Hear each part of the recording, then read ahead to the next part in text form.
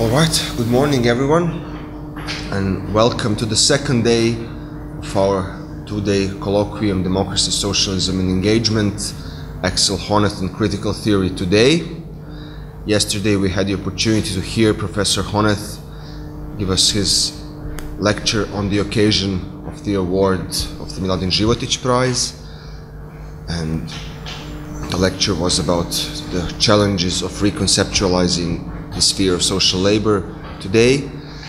And today we have a seminar with Professor Honneth on his book, Die Idee des Sozialismus, Versuch einer Reaktualisierung, The Idea of Socialism, an attempt at a renewal. We will have a number of participants here with short comments and questions addressed to Professor Honneth, and then we will invite him to respond. But first of all, I would like to give the opportunity to Professor Honneth to just briefly tell us about the book, its aims and basic premises, and then we can start the discussion.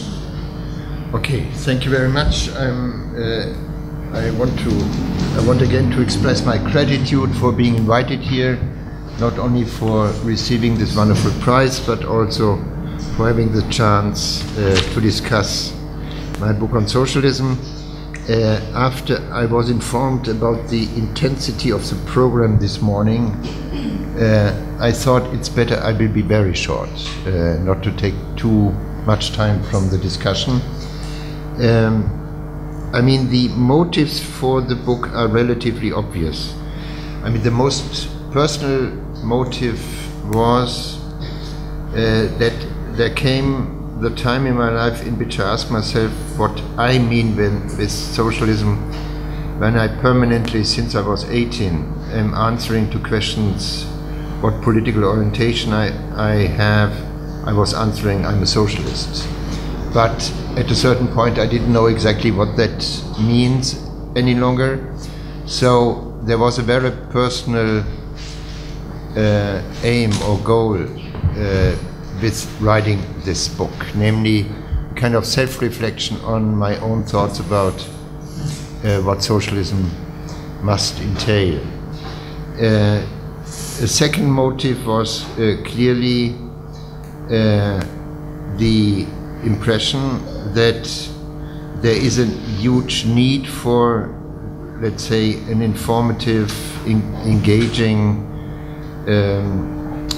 political idea right now. I mean, the strongest idea we have available in the West is either one or the other version of liberalism. Yeah, we have economic liberalism, the idea of a free market, which is a very influential and very powerful idea in the West. We have the idea of political liberalism as established especially by John Rawls, which is a powerful idea, and it's good that we have still enough defenders of that idea.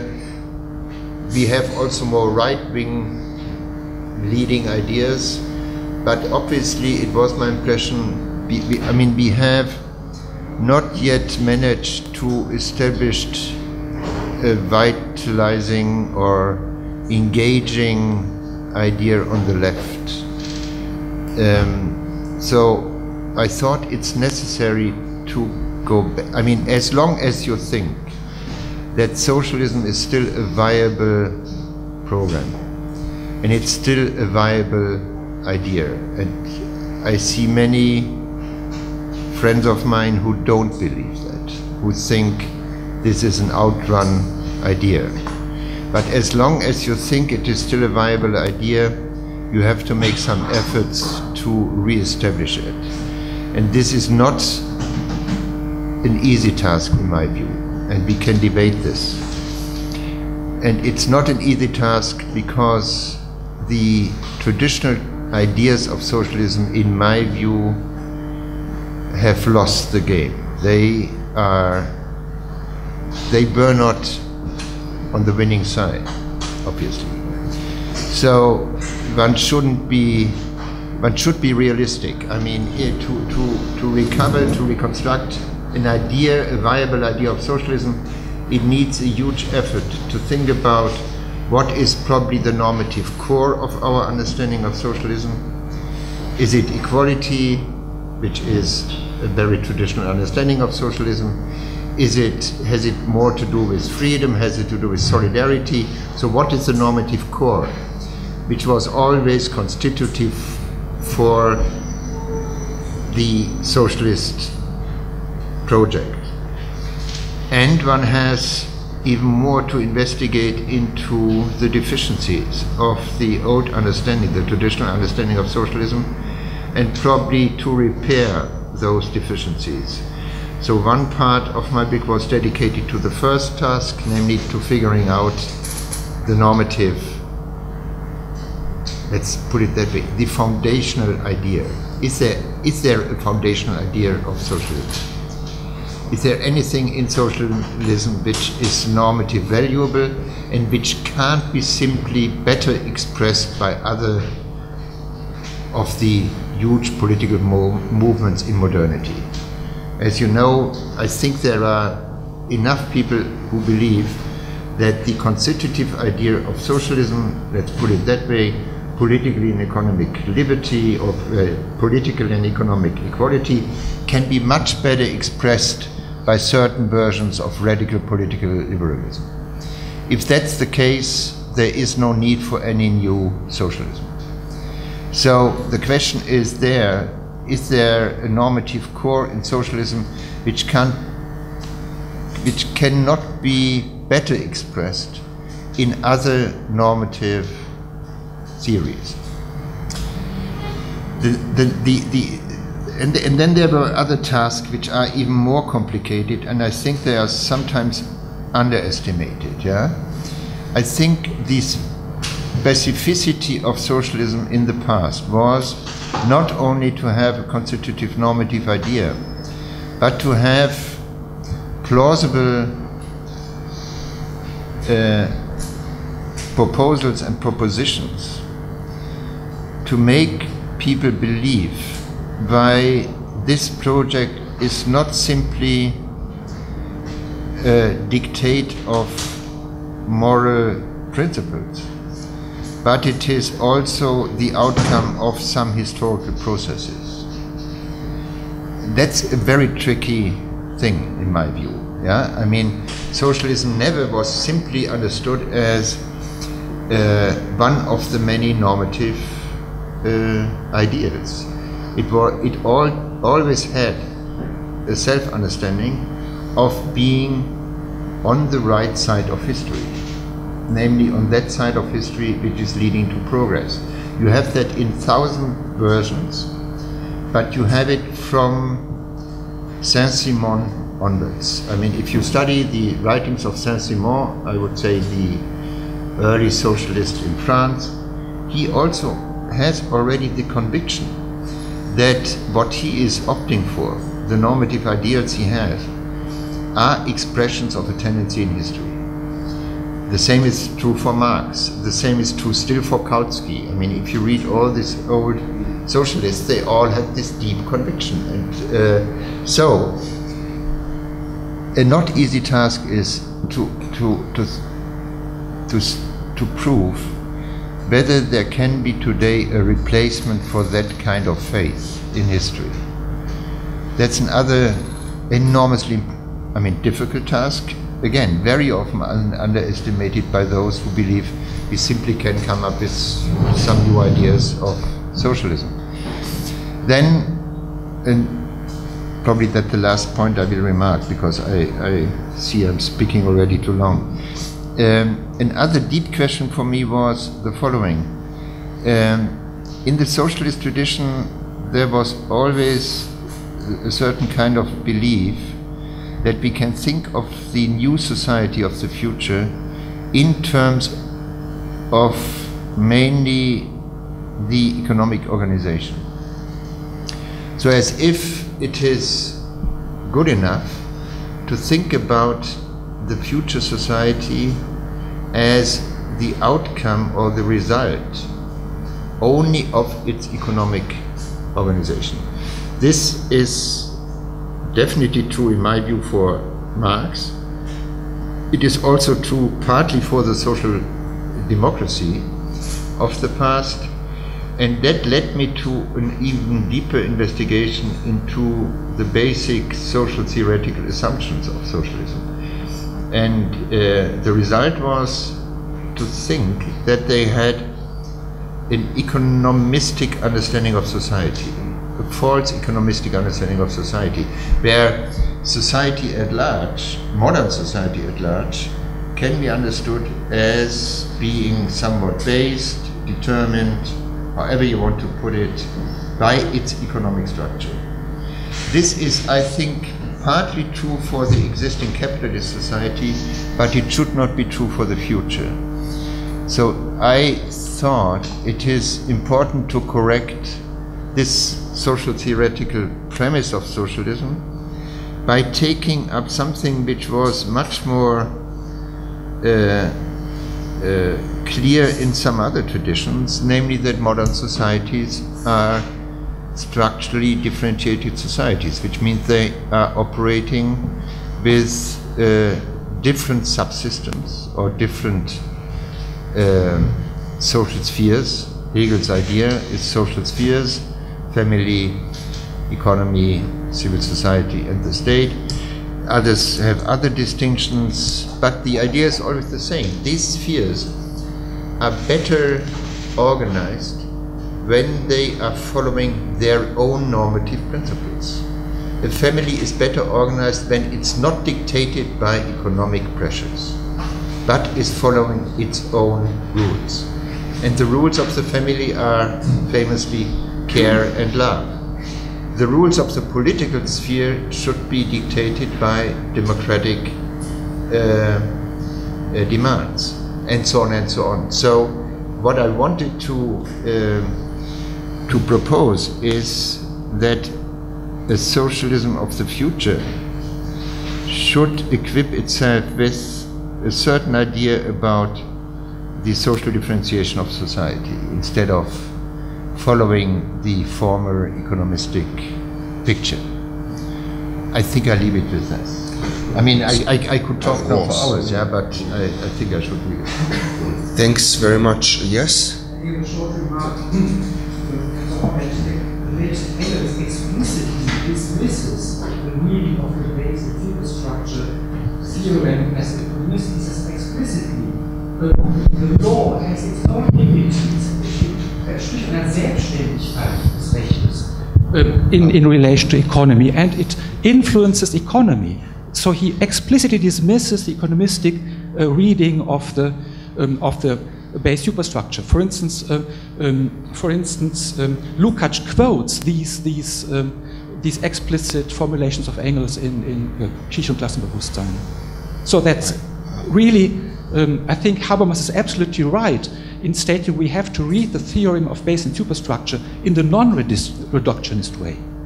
Yeah, but I not even believe that the whole idea of basic superstructure is of any help here. So also you dismissed Habermas' reconstruction of historical materialism? I mean, I'm not somebody who has to follow Habermas. I mean, I don't know why the base superstructure distinction is of help. Pardon, what is? Is of any help. Let's treat this as the first question, perhaps our first intervention in the seminar, and then Professor Honneth might respond in the first round of response to everybody else. And now I'd like to start with the schedule. Our first speaker is Predrag Krstić, our colleague from the Institute for Philosophy and Social Theory and a critical theorist. Yes, please.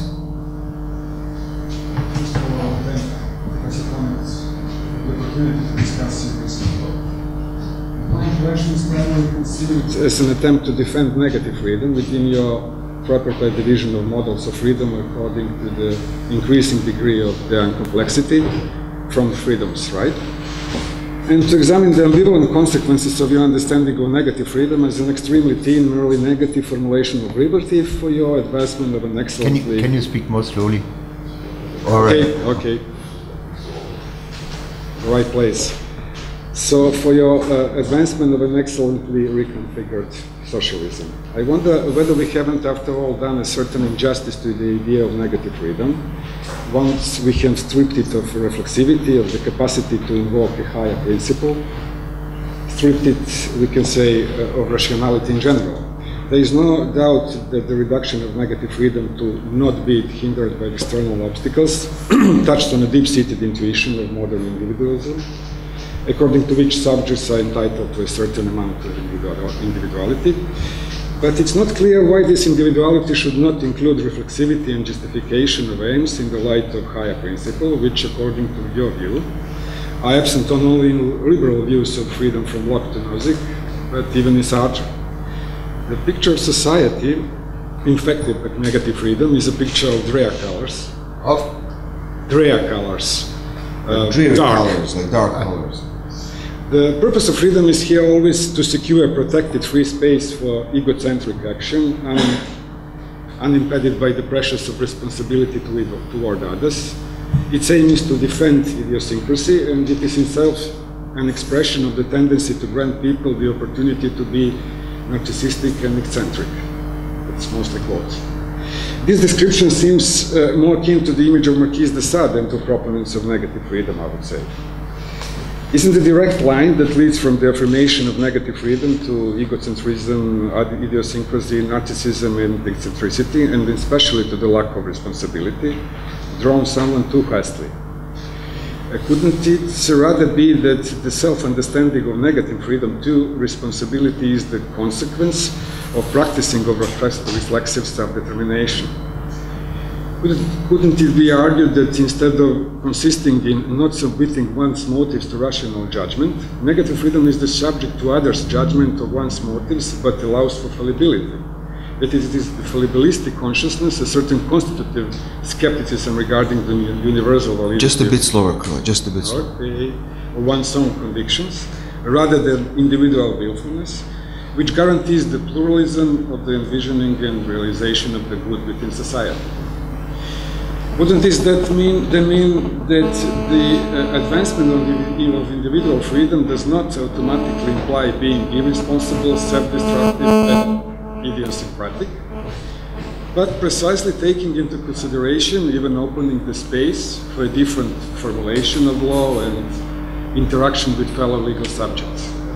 Isn't a purely negative definition of freedom, the preservation of which also becomes the central purpose of the vision of a more just society, precisely the reflection of a successful ordering of the multiplicity of individual self-determinations, not of the lack of the latter? Isn't it exactly out of this social considerateness and not out of self-interest that negative freedom focuses entirely on the external liberation and not on the goals of freedom, which, in light of their undecidable diversity, have to be relegated to private festivities? Couldn't we thus argue that the understanding of negative freedom can also include or demand self-determination, albeit in a non-emphatic manner, but in a manner that, in contrast to the long history of understanding freedom of self-determination as not being affected by anything external, but being a law unto oneself, now tries to think negative freedom in the context of society rather than individual? Couldn't it be the case that freedom as not being hindered by external obstacles and freedom as self-determination, in short, do not at all have to be neatly separated into negative and reflexive freedom, and that furthermore the modern idea of negative freedom insists on the minimal condition of the absence of external obstacles, precisely because the differently pondered and articulated self-determination are now grasped in political terms. They are grasped as that which already the earlier liberalism recognizes as the coexistence in a common space, so in a space of the community, of individuals with self-ownership, which I assume includes, in addition to other economic conditions, the condition of capability for rational self-determination, as well the authority to undertake autonomous actions. Couldn't we that finally suggest that the invocation of a universal higher principle is, in a negative freedom, avoided or absent, not out of revulsion, but out of the fear of monism and the hegemonic domination of one rationality, perhaps even out of the awareness that in a well-ordered, plural and complex society, the highest principle, given that in such society a multitude of them can be formulated and that these are often incommensurable, would have to be one which wouldn't do injustice to any of them, but would guarantee the freedom of holding and expressing any one of them. This might be a bold interpretation of the meaning of negative freedom, but I wouldn't say it is incorrect one. It is in any rate the understanding that I think Berlin has in mind, and that I would argue does not preclude any particular form of social organization, including the socialist one, the way you have defined it. It especially doesn't preclude socialism if the socialism implies, if I reconstruct correctly, such a democratic life form in which social freedom, understood as the will to society and sociality and solidarity, differs from the same kind of will that characterizes the collectivist critique of capitalism and modernity, precisely by the fact that it preserves the vision of individual freedom and the related civic and political rights. By the fact that even though it understands the dependence of individual freedom on the condition of its being expressed in a certain form of societal community, it still, it's a quotation, primarily deals with the conditions for the realization of individual freedom. But does this harmonization of the individual and community, in which it seems at first glance that the individual is the measure and the community the precondition, abolish the classical tensions? If the objectification of freedom according to the model of social freedom is the condition, element, intrinsic part or the institutional basis of individual freedom, then we are speaking about a precondition for a goal or one of its constituents, which means that this model could face the same objection that the Republican correction of negative freedom had to face, namely that we are here dealing with no more than a branch of Berlin's negative freedom, that Republican politics is best defended precisely through the standard of negative freedom and not through conceptual rejection of this idea. On the other hand, if it is primarily society that has to be free, or social in the full sense of the term, if individual and reflexive freedom are predicated upon the existence of social institutions, if recognition within institutions must precede the freedom of atomistic individuals and discursive subjects, then, after quoting you, to quote somewhat surprisingly Marx, a state may be a free state without man himself being a free man. Couldn't then the societal character of social freedom, on which the individual freedom depends, easily one-sidedly outbalance or at least relativize the later? Which principle corrects which other? I would argue that there are moments in your text which accentuate the primacy of the freedom of society, perhaps slightly more numerous than those others, also present in the book, which accentuate the primacy of individual freedom within an, let me say, undoubtedly impressive endeavor to grasp them both in their togetherness. Thank you. Thank you very much, Karle. Our second participant is Željko Radinković, also from the Institute of Philosophy and Social Theory. He will pose his question in German. He will then translate it, and you can respond in English, if that's okay.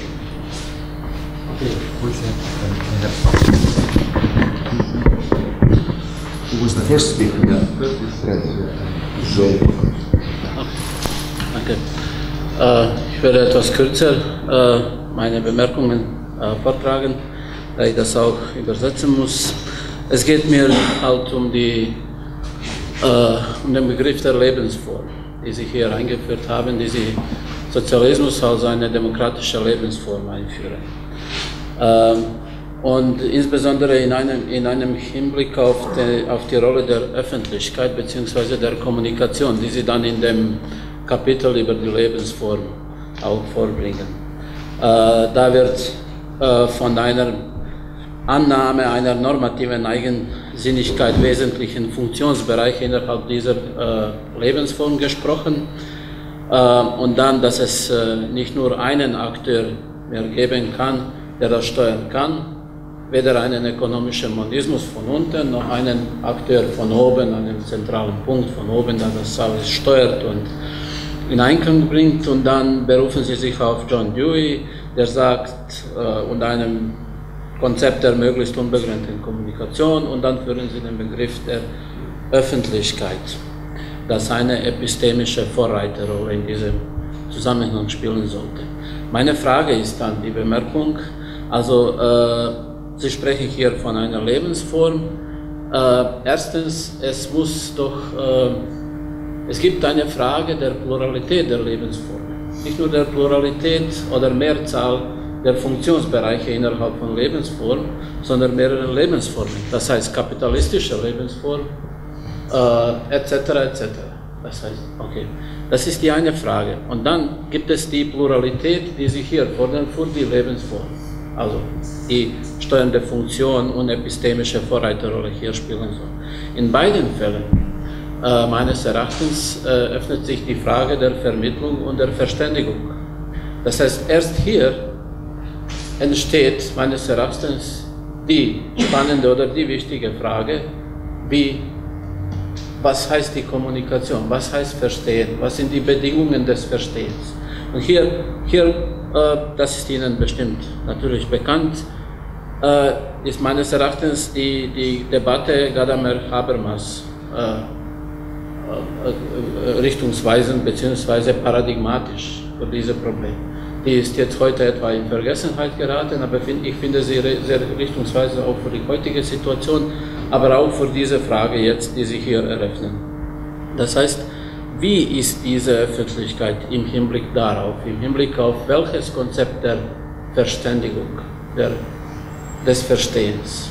Wie ist die Vermittlung? Wie ist die etwa da in diesen Kreisen der Vermittlung, innerhalb von diesen Formen werden sich Traditionen der Vermittlung herstellen, werden sie bestimmte Sedimentierungen auch einführen. Das heißt, wir werden hier eine Tradition haben, die dann wieder irgendwelche Autoritätsansprüche erheben können werden vielleicht.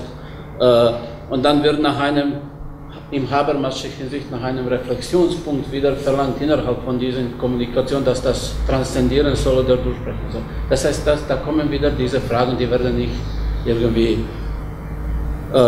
die kommen einfach, also die kann man nicht also für erledigt erklären. Also, und hier möchte ich Sie an einem Text, das mir sehr wichtig war, damals noch als Student, das ist von Ihrem Text, also von der zerstörerischen Macht des Dritten erinnern. Die gehen da nicht direkt auf die Hermeneutik ein, aber doch auf diese Verhältnisse und führen natürlich im Hinblick auf Ihren Begriff der Anerkennung, berufen Sie sich, soweit ich mich erinnere, auf den Karl Löwit und Begriff der Achtung, und das ist wieder die kantianische Tradition etc. Und das ist, nehme ich an, ein möglicher Ansatzpunkt, das doch irgendwie näher an Habermas, nehme ich an, also doch im Hinblick auf meine Frage hinführt. Okay, also das wäre jetzt auf Deutsch, ich werde das nur kurz zusammenfassen auf Serbisch. Dakle, samo kratko. Dakle, moje pitanje se tiče, odnosno primjedba samo ovoga, znači uvođenja u poglavlju o životnoj formi. Socijalizmu kao demokratskoj životnoj formi uvodi se pojam komunikacije. Komunikacije, odnosno javnosti, koja treba da bude ta instanca koja će unutar te životne forme da ove funkcionalna područja, tri funkcionalna područja koja on vodi da uvezuje, da posreduje, dakle ne prevazilazi se ekonomski monizam koji tako reći odozdo, jeli, kao kod ranih socijalista određuje tu socijalističku životnu formu, i s druge strane se na ovaj način odreće neke nadređene centralne instance koja to odozgo, tako reći, kontroliše i uvodi se pojam komunikacije. Moje pitanje, dakle, ovdje se opet otvara klasično pitanje šta je ta komunikacija, koji je taj proces posredovanja, šta tu znači razumijevanje stvari. Dakle, ponovo nam se vraćaju sva ona pitanja koja po mom mišljenju su otvorena ili diskutovana u ovoj slavnoj debati, odnosno poznatoj debati Gadamer-Habermas, na koji se ja često pozivam, gdje se naravno pitanja tradicije, posredovanja, mogućnosti kritike unutar posredovanja tradicionalnog i tako dalje, dakle, mogućnosti refleksije ponovo otvaraju. Dok ovdje u njegovom tekstu on nažalost nije se uopšte pozvao ni na tu debatu, ni na Gadamera, a ni u ovom smislu ni na Habermasa. A uveo je pojam komunikacije, uveo je pojam na sasvim centralnom mjestu. Toliko. Okay. Thank you very much, Željko. And our last speaker in the first round will be Marko Solinas, our guest from Pisa. Yes, thank you. Yeah. So let me first say that I have really appreciated Professor Honneth's book on socialism, and that I had also the pleasure and the honor to translate it in Italian. And I have appreciated both the general perspective aimed to relaunch the socialist ideal, and above all, the past destruence of the book. I mean, the critique to Marx's economicism, understood as a perspective that has restricted the whole sphere of politics, and that has been combined with a deterministic philosophy of history. I would also say a classical, so teleological philosophy of history, also in Hegelian terms, Hegelian Marxist terms. However, this is a provocation for Professor Honneth. However, I think that one of the most problematic features of the book is the fact that it has not a historical dimension in which we should, let's say, put both this relaunch of socialist ideals and critique to Marx theory. And I think that there is also a sort of normative monism. In other terms, it seems to me that very interesting operation of a theoretical replacement of some of the main conceptual elements of the classical socialist theory made by Professor Honneth, it's in danger to be, in a certain way, too abstract, in the sense of disembodied or detached theory, both from the history of socialist movements and also from the immanent normativity embodied in our pluralistic contemporary societies. More closely, it seems to me that in the book it's not maybe considered enough the fact that the decline of socialist ideas is historically strictly linked also to the end of Soviet system. The collapse of Soviet system, the geopolitical bloc. The collapse of this whole system has been in fact understood as the definitive triumph of capitalism, not only of a real socialism, but also of an ideal socialism. And at the same time, the end of the Soviet system has indirectly led to the establishment of a hegemony of the new liberal model. New liberal, not the classical liberal, also Rawlsian model, but neoliberal. And it is precisely the impact of neoliberalism that has brought the critique of capitalism to the center of academic discussion, as well as Marx theory and the socialist alternative. And I think that also Professor Honneth's book, The Idea of Socialism, is actually part of this intellectual and political process of rediscovery of Marx, outside the personal reason for Professor Honneth to write this. Briefly, in the Western world, the collapse of the Soviet system has determined a structural weakening of the forces of socialist inspiration, and it has also contributed to the statement and affirmation of neoliberal hegemony, and an hegemony that has led to a savage liberalization of the labor market and more generally to a stagnation in middle, low and low incomes. But middle and low classes are now choosing not socialist solutions, but solutions proposed by the right-wing populists. And it's faced with this situation that a relaunch of socialist ideal could or maybe should proceed, first of all, through an actualization, I think, of the negative side of the critique of capitalism, and in particular on the critique of exponential growth in inequality caused by neoliberal hegemony in the Western world. And from this point of view, therefore, a crucial normative point should be the principle of equality, and not only of freedom or social freedom. I mean, why have we think that there is only one normative core? As you just said before, a normative core. Why can we think that we have two or maybe more normative principles at stake? Furthermore, always at this conceptual level, another question that in the book tends to disappear concerns the opposition or antagonism between the interests of different social groups and classes. And in other terms, it seems to me that the book, The Idea of Socialism, does not place enough emphasis on the side of the struggle for redistribution and for recognition from the point of view of the struggle against inequalities. Why do we not combine this normative, negative critique of inequalities of contemporary capitalism, neoliberalism, with the more positive normative side of social freedom?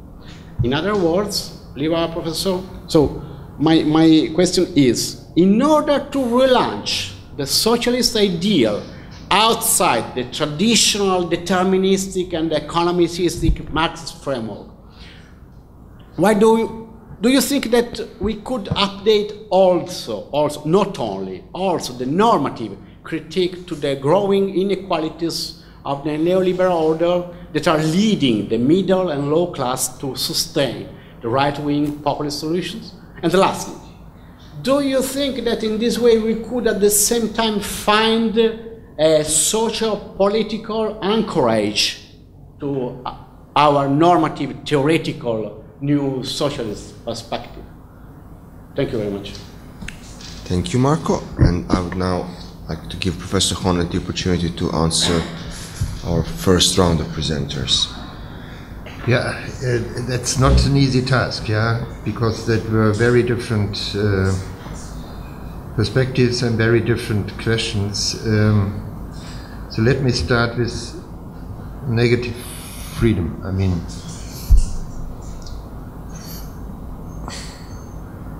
when I heard the quotations you gave, yeah, from Freedom's Right mainly, I myself had the impression that I gave a little bit too negative impression of what negative freedom means. So it was not my ambition, at least, to present negative freedom as something we should easily, or we should get rid of because of its possible consequences. As I try to show in the book on socialism, I think there will be no socialism without an idea of negative freedom as it is entailed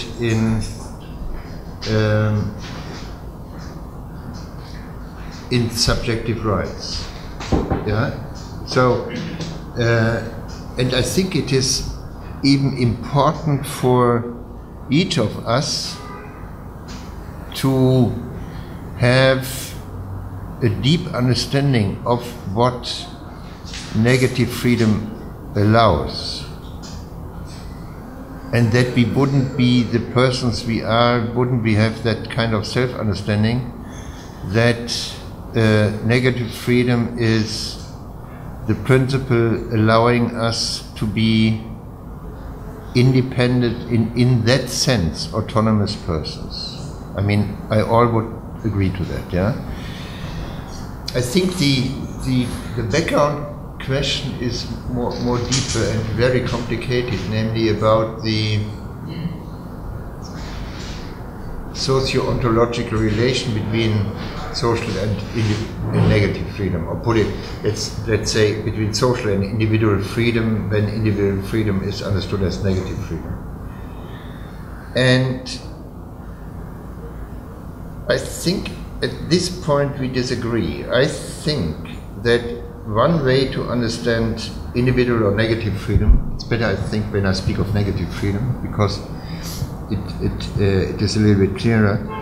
I think that negative freedom is based in social freedom, I would say. So there is an ontological priority of social freedom out of the following reason. I think we are not able to understand what negative freedom implies and what it means if we don't understand it as something which is in principle, not in fact, I mean not in real genesis, not in historical genesis, but in principle something which is established by the community as an already cooperatively deliberating community. I mean, so our understanding of negative freedom, if you want to really get an understanding of it, I think we have to say that this is instantiated by a social community that is of the that is after a certain deliberation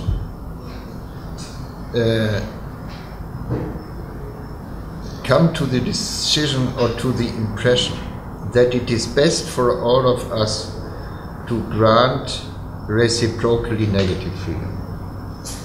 So negative freedom, the best way to understand negative freedom is to think of it as being established by a freely and cooperatively organized community. And in order to understand what that means, freely and cooperatively organized community, we have to make use of the notion of some kind of notion of social freedom, I think. So this is a kind of Hegelian point, if you want so. Yeah? Hegel would say, I mean, like Aristotle, the individual is dependent of the community. In the same way, one could say negative freedom as the freedom of the individual.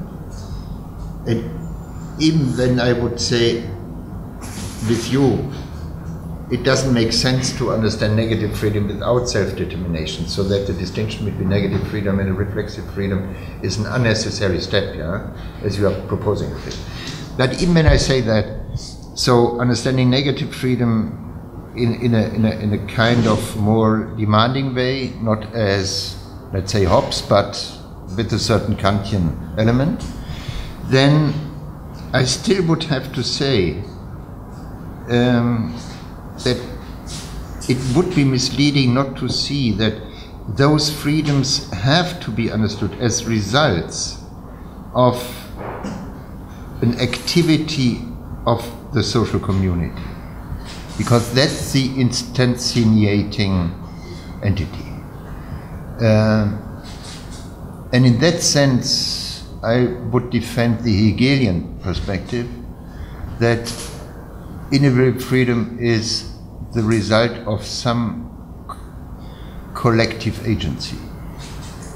And to understand the collective agency, you have to operate with a notion like social freedom. I'm sure that's not sufficient, but it would be my first reaction to your question. Yeah.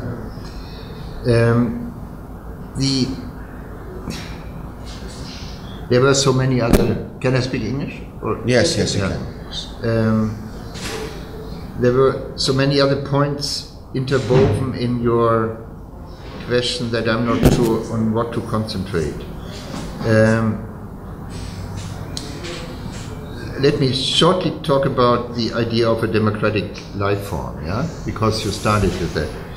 I mean, this idea is taken, and you probably mentioned that, mainly from John Dewey, yeah, who had the conviction, which I think is a correct conviction, that we shouldn't understand democracy simply as a political mechanism, especially not as a kind of schema for how to replace a government by public voting or something like that, majority building, something like that. But we should have a more demanding understanding of democracy as something which is sitting in our everyday habits and our customs, so that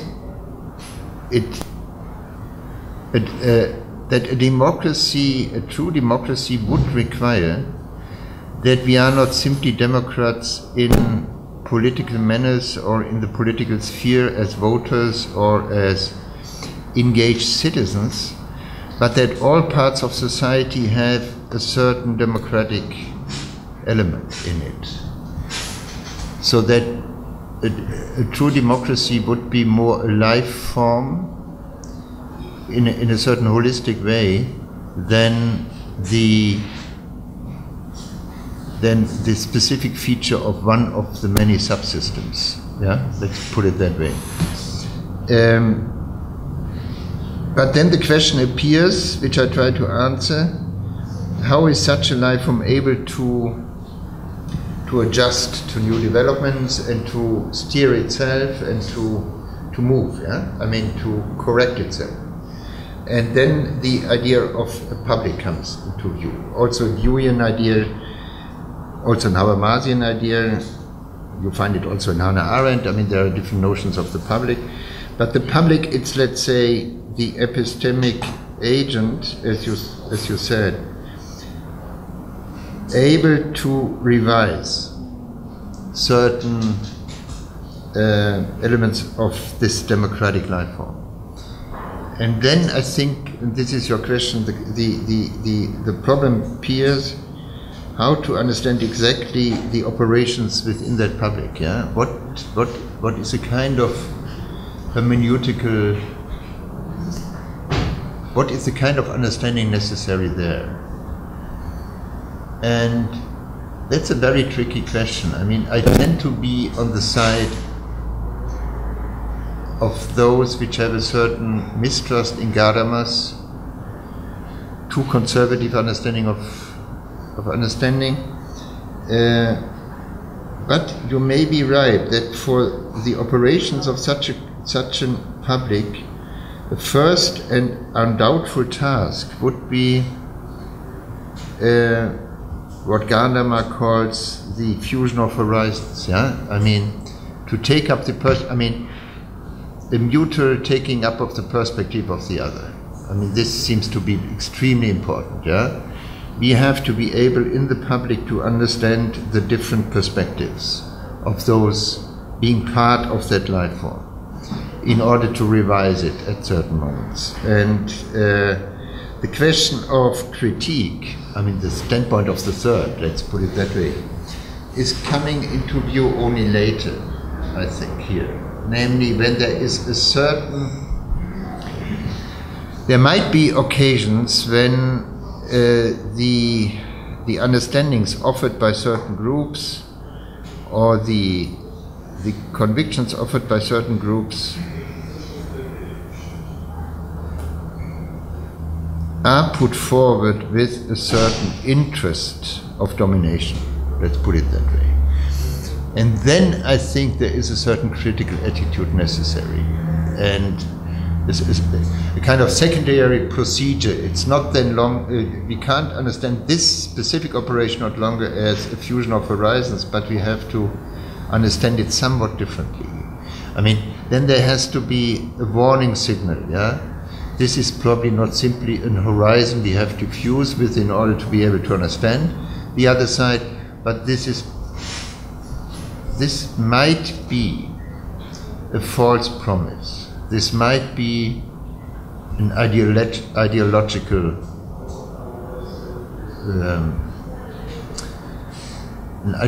operation. So there, I think, is also need for a more skeptical version of hermeneutical understanding. However you want to spell that out, which is difficult, yeah, to exactly designate this perspective of the third, which then comes into play. That's the first attempt to answer a complicated question. And then to Marco's question, I think there were several questions, but maybe I say one word about the decline of the Soviet system. I mean, there were some people who accused me for not being, for not spending more time with that. Yeah, and that may be right. Maybe it is true that for everyone who today attempts in some way or the other to revitalize a socialist idea, or social, I mean, I think we shouldn't speak of the revitalization of a socialist movement, because this can't be simply done by intention. That has to be the result of very lucky circumstances. But so everyone who wants to attempt to revitalize a socialist idea first and foremost has to explain the failure not of traditional socialist movements, but of the Soviet system. And I have a very close friend who I'm always admired, and I'm sure you will not know him, Johan Anason, who worked, by the way, also on hermeneutics and civilization processes, who accused me for forgetting about that. That the primary task of somebody dealing with socialism is to deal with the failure of the Soviet system. My thinking was there is already sufficient work on that. I mean, we are pretty informed about not only, and that's probably the most important point, not only about the specific social and political conditions which led to a catastrophic failure of the Soviet system and the economic circumstances, but also about the misapplications of the socialist ideals by the Bolshevistic movement, by Lenin and by Stalin.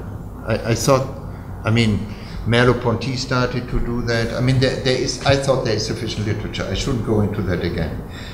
For me, one of the heroes to do that was always Cornelius Castoriadis, yeah? The Greek-French philosopher who spent a lot of time with explaining the reason for the disaster.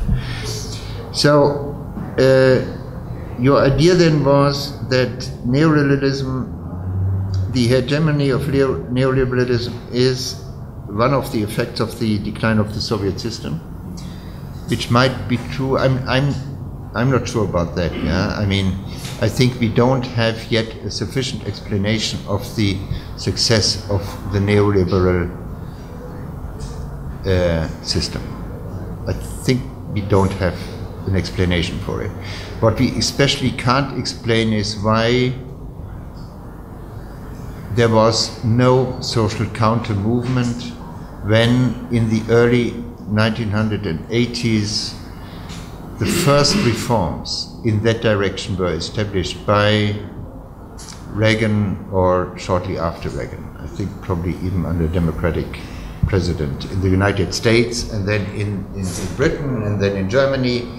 I mean, there was no counter movement. And even when it was visible already then, what's happening is a complete deregulation of the financial, I mean, of all the different capitalist markets, starting from the financial market over to the labor market. One could see it, but there was no counter movement. No unions opposing to it, no social democratic party opposing to it. I mean, to the opposite, Schröder in Germany was defending it. So, I don't know, there is no, for me, this is a lacuna in sociological or political theory. We don't have a very convincing explanation for the success. Maybe because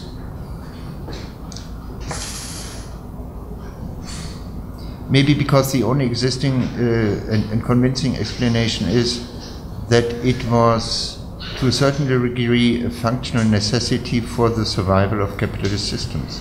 But still then, it is completely unexplained why people didn't oppose.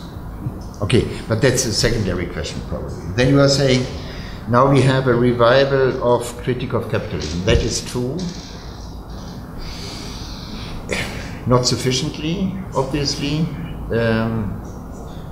because the protest against what's happening within the neoliberal regime finds mostly other expressions, namely nationalistic expressions.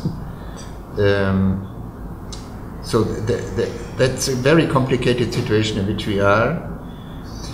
I think then your main point was to say that when you have the idea of social freedom as the constitutive one idea of socialism, you make yourself unable to address the concerns about inequality. Yeah, I think that is your main point. And that's, I think, and I hope it's a misunderstanding of the idea of social freedom. I thought, I mean, this was an attempt to say, what is the driving force in socialism? My idea was to say, if I go back to the early socialists and even to Marx, it would be misunderstanding to believe that their main concern was equality. It played a huge role, but it wasn't their main concern. Their main concern, and they were children of the early 19th century, was freedom, and the idea that the freedom that is to be about to be established is not a sufficient idea of freedom.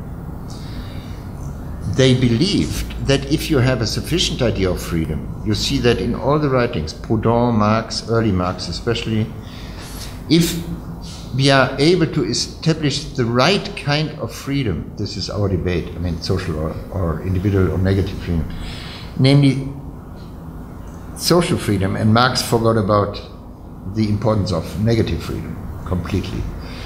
So if we are able to establish social freedom, then equality is a byproduct. It is something, I mean, you can't have social freedom without equality. That was their idea. And I think this is completely consistent. I think it is impossible to spell out what social freedom is without thinking of the partners in that kind of freedom as being equal to each other. The question is always what equality means. Yeah, I think the Hegelian idea was to say equality depends on the value that you want cooperatively reach. I think that is a very good key to understand equality. So, I mean, the traditional debate now in political philosophy and moral philosophy is the point of equality. What's the point of equality? Yeah? Is it income? Is it freedom? Is it, I don't know, whatever you want to, resources, yeah? Is it primary goods, and so on and so on, yeah? So what is the point of equality? And in my view, the point of equality is to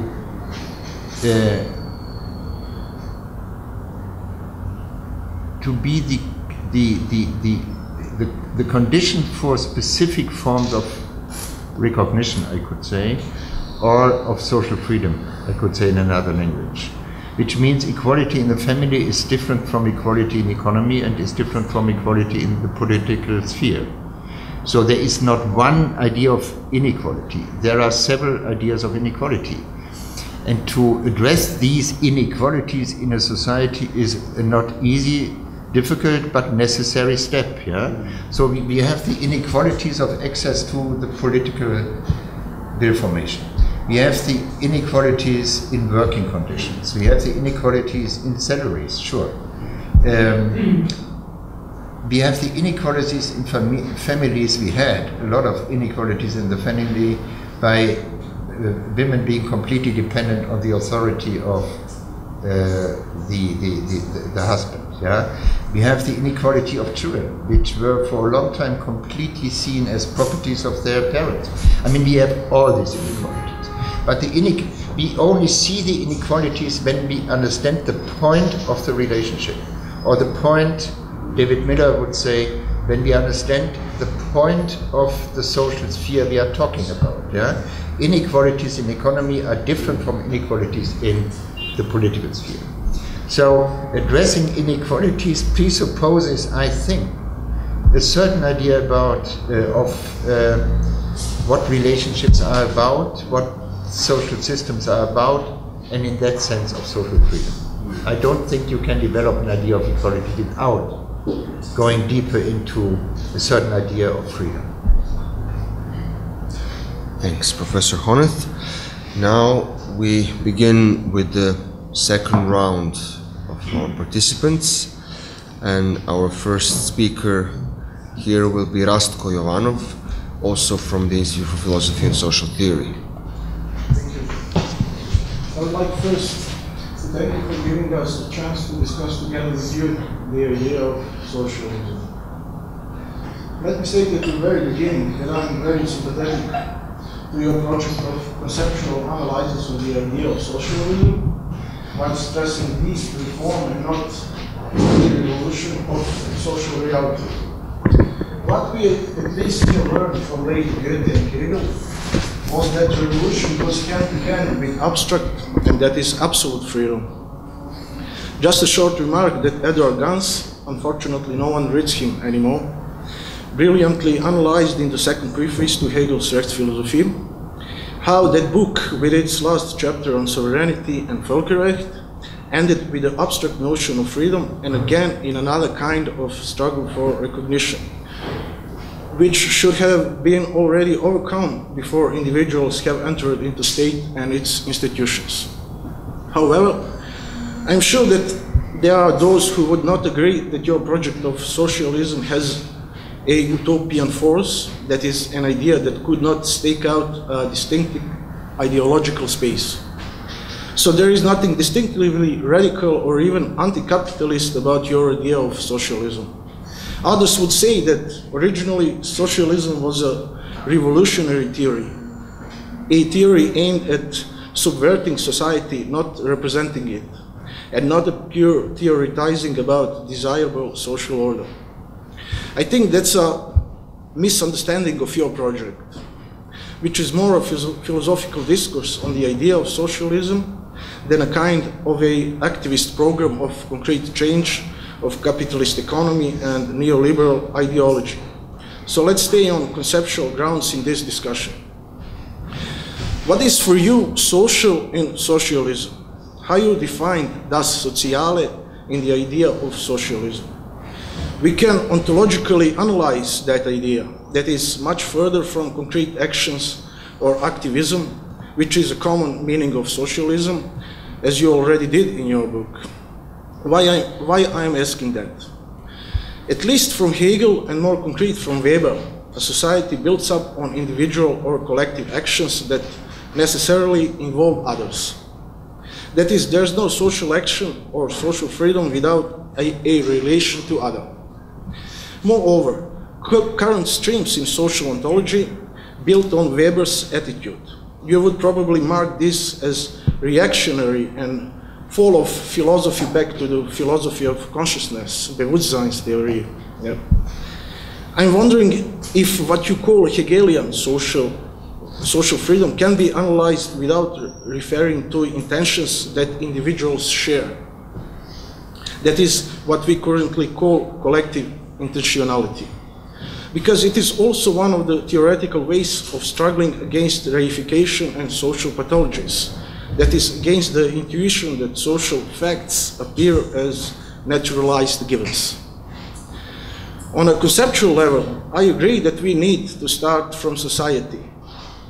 That is, has, following Hegel, an ontological advantage over the individuals, or conceptual advantage, when we ask the question, what is a human being? Classical liberalism, and even more the actual neoliberalism, tries to blur that fact, the fact that many in contemporary philosophical currents are fighting for, namely, social ontologists who are paradoxically mostly liberal Democrats. Second, the main problem of socialism is that there's no socialism without regulatory body, without some kind of institutional oversight, or as you say, without some kind of authority. That means that some regulatory body should exist on the top of distinctive social actions. You recognize it in your book, especially when you speak of Jewish democratic politics, even though you stress experimentalism at the micro level, councils, communes, localism, and so on. But if the social fact of transnationality has made the nation state superfluous, why should we expect of a lower level of social organization, of a regional or local councils federation consisting of fewer people, less money and less power, to be able to make itself relevant? I am thinking here of your speech yesterday, and I'm thinking of the idea of self-government or self-management in Yugoslav socialism. We call it samoupravljanje. It was an intent to introduce in Yugoslavia, which was a kind of today's European Union in small size, we can call it, to introduce in Yugoslavia industrial democracy in a sphere of labor that is even today based on exploitation and oppression of the other, especially in China, I mean, Apple factories in China and so on. It was a lucid intent to humanize labor and relations between people. And I would just add that it became law in 1950s in ex-Yugoslavia. And this idea of self-government or self-management we already find in Proudhon, who sees self-management next to equality and independence as a third form of society and as ultimate purpose. Even the first words of US Constitution, we the people, can be seen as a way of self-government. But paradoxically, the idea of self-government or self-management was formalized the first time and turned into law by Mussolini, an Italian fascist of the Republic Salo in 1944. And also became a law in that Mussolini's Republic Salo. One definition of self-government in Yugoslavia from the 1950s, when it became law, was, I cite, in self-management, societal control is maximally efficient. The possibilities of misuse are drastically reduced because the management works under control of workers' councils and the whole collective. But when Che Guevara visited Yugoslavia in 1959, so 9 years ago, 9 years later, he said the characteristic of Yugoslav self-management is solidarity among workers, but not solidarity between competing companies, so between particular groups, particular corporations. Workers truly share the profit, but every company is included in aggressive struggle with an opposing company around prices and quality. If I'm right, the idea of social freedom, as you defined it, includes that the idea of self-government. And I agree that within certain small scale groups, it can be accomplished, but at the level that includes mutual relations between particular groups, and that's already the sphere of politics. Self-government, as we have seen in Yugoslavian experience, can't realize socialist ideals, that is social freedom, equality, fraternity, or what we call today solidarity. Third, what surprised me is that in your book I have found only at one place a notion of ethical life, die Sittlichkeit.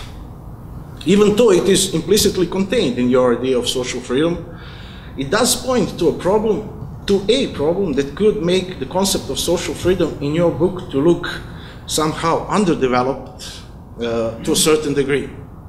Hegel's notion of Sittlichkeit, of ethical life, we could argue, and this is my definition, and I think that it's true definition. So the Sittlichkeit is for Hegel die institutionalisierte Bildung der europäischen postrevolutionären Bürgerschaft über die wahren Bedingungen des gerechten Zusammenlebens. That means that there were certain historical conditions that made possible for Hegel to create such a concept. And that's material and spiritual consequences of French Revolution that brought Hegel and late Goethe to advocate for reform and not revolution of social life world. Present condition in late capitalism and neoliberal ideology contain also certain material moments that needs to be included in differentiation of social freedom from negative and reflexive ones.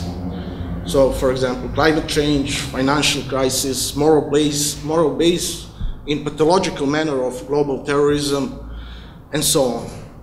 It seems that your insistence of analyzing social freedom only on notions of solidarity, mutual aims, love, or friendship does not go far enough to be able to analyze antagonism, which is contained in social reality, which is always contained in social reality, and has a too optimistic view of human nature. I think that the true notion of that idea needs to include different ways of how particular groups determined by solidarity and collective intentions, struggle against reifications and pathologies of social institutions, caused by giving primacy to a legal sphere of positive law and negative freedom of individuals. At page 24, you write, and that's, I think, your definition of social freedom. Social freedom means taking part in the social life of a community whose members are so sympathetic to each other that they support the realization of each other's justified needs for each other's sake. I find that a little bit too harmonious and optimistic. What are justified needs? Perhaps justified is that which dominant groups impose as justified, as Bourdieu and Foucault would think. Is there at all a clear distinction between social and political reality? I just can't imagine that politics could ever be something other than determined through agon, that is, through the universality of struggle, of conflict, and symbolic power. That's why I think that mutual intentions and aids we can find today only in small, micro-level, small-scale groups, for instance, family, corporations, institutes, and so on. But, and while mutual recognition, differently than shared intentions and aids, can be also found outside of particular groups, be it in relations between individuals that are not part of the same group, or between different social groups. Finally, the role of positive law and police in Hegel's Rechtsphilosophie include and foster mutual recognition, not only on horizontal level, but that is between individuals, but on vertical level too, between individuals and social institutions. Perhaps Dieter Heinrich would not agree with it when he called Hegel's Rechtsphilosophie as strengte individualismus, institutionalismus, but that's another question and not important for us today. And at the end, I would like to mention one possibility that probably waits human society, which you haven't discussed in your book, but what I find very important and what already need a philosophical answer. Namely, some technological optimists think, when they speak of techno-futurism, that it's far easier to imagine capitalism's transcendence of human nature through technological augmentation than humanity's capacity to transcend capitalism. Thank you. Thank you. Thank you very much, Rastko. Our second speaker in the second round is Professor Georgi Pavicevic from the Faculty of Political Science of Belgrade University. Thank you, Marian, and thank you, Professor Honneth, for being here. And your lecture yesterday was very inspiring. Actually, we spent lots of hours after the lecture discussing your ideas, and one of them was your mention in the beginning your relationship with the Praxis School and Gajo Petrovic and his ideas. I have to mention one because it is related to my questions and comments on your work. Gajo Petrovic has, among the Praxis philosophers, has the idea that Marxism and socialism needs some philosophical foundations, and there are three elements of philosophical foundation of socialism. One is this critique of everything. The other is this curious idea of revolutionary praxis, peaceful revolutionary praxis, and we usually forgot the third one, and that these philosophical foundations needs to be some appealing or inspiring normative vision of human society we like to achieve in the long process. And that reminds me on the title of your book and your explanation and motivation for the writing this kind of book, The Idea of Socialism. And what strikes me in the last decade in political philosophy, we have lots of books with the title The Idea of. To mention a few, Amartya Sen's book, The Idea of Justice, Charles Baite's book, The Idea of Human Rights, The Idea of Communism, Serious, also before we had The Idea of Democracy, this collection of essays, and many revisions of these traditional modern great concepts in political philosophy, including a Rawlsian revision of the concept of liberalism. And what is also interesting about this series of books with similar title is that they are written by well-established and prominent political philosophers, not some youngsters who like to revolutionize political philosophy.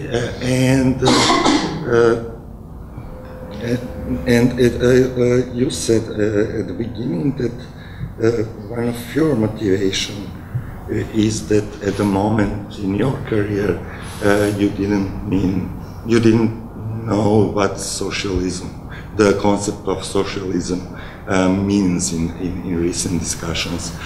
And my question is, do you have an impression and do you think that all these great philosophical ideas of modernity at the moment are under big reconstruction in a way that we are now trying to reshape them, to adapt them to the new circumstances, and why it is happening now. I'm very sympathetic to your idea to, as you said in the book, that you like to free or release the idea of socialism from the shackles of 19th century. It is Alberto Hirschman term, and the idea of socialism needs some kind of cleansing from these historical layers that we have now in the understanding of socialism. But the question also is, do you think that we need reconstruction in the way to clean this idea from the historical layer of 20th century, especially especially Cold War understanding of socialism, liberalism, and the other ideas, because we mentioned already in the discussion this Soviet Union experiment. Obviously, we are not thinking that some ideas bring in intellectual discussion about merits of the idea, but in the course of political events. And even here in Serbia, we are quickly dismissed the ideas about self-management or state ownership or cooperative management and so on. And this brings me to the second question, and it is connected to your content of your idea of socialism. I like it very much because it is, and it reminds me to the idea that Roberto Mangabeira Unger had in his paper. It is also a programmatic paper. What should the left propose? And that we don't need some kind of comprehensive idea of socialism as a comprehensive institutional reform, but a number of the programs and proposals how to improve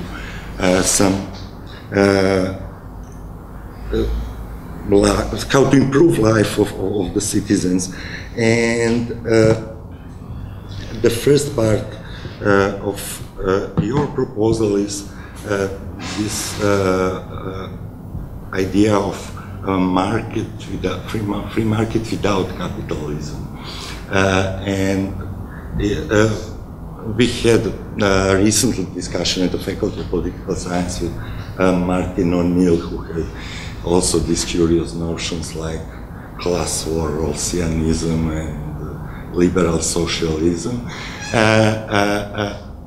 And it looks almost unimaginable or unreasonable to propose this kind of ideas until 10 years ago or 15 years ago. To speak about liberal socialism is like speaking of oxymoron in terms. But I think that this enmity between liberalism and socialism, at least in this way, is the layer of the 20th century, and called for tradition or Cold War style of argumentation. You are either or. There is nothing in between, and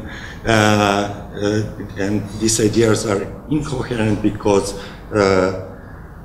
the political systems are incoherent, not the ideas itself. But I think that a Rawlsian reinterpretation of the idea of liberalism and the group of analytical Marxists during the 80s who also reconstruct the Marxism and introduce the idea of market without capitalism, actually achieved that new understanding of the relation between some liberal parts of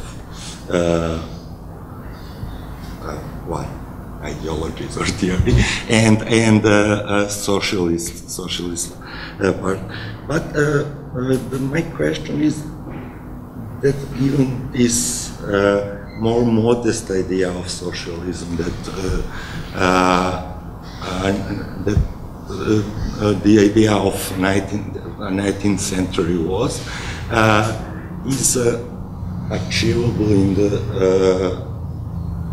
in the context of the, I don't like this term neoliberalism, but this neoliberal environment, because it is legally and politically demanding. It looks like it is demanding in a way that we have to reconstruct our political system or a legal framework, but usually we need to do that, and usually those who are in power refusing to do that. For example, to have a legal protection of cooperative enterprises, we need extensive legal reform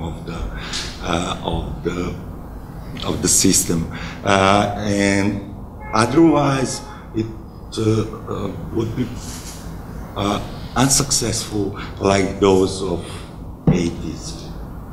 I think only 2 or 3 of these cooperatives survived during the 90s, Copenhagen, Bern, and so on. We had in Serbia, in former constitution, this provision of 3 forms of property: the private property, public or state property, and this kind of social property. And it survived only in one case in Serbia. This is the case of the ownership of football or sports clubs. And it is the place where usually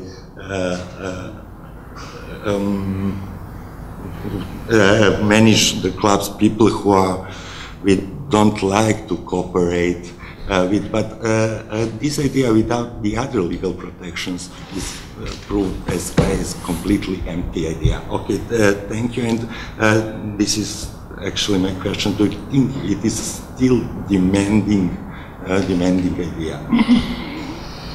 Thank you very much, Georgia. And our third speaker in this round is Igor Cvejic from the Institute of Philosophy and Social Theory.